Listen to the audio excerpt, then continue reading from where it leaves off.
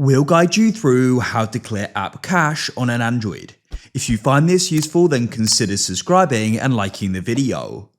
Over time, cache goes and builds up, and these are temporary files. So what we can do is go and clear it, and it can often go and solve problems, and it can be a good thing to go and do every now and then. So to go and get started with this, what we need to do is we need to go and head to the settings on our device. So swipe up, find settings and tap there. In your settings, what you then need to do is you need to go and scroll down and you need to go and find the option for apps, as you can see.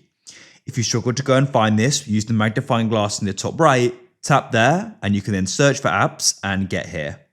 Wait for this to go and load the apps on your device. Now what you can do is you can go and scroll down and browse different apps, but you can also just go and search for an app in the top right by pressing that there. Let me go and scroll down and find an app I want to go and do this with.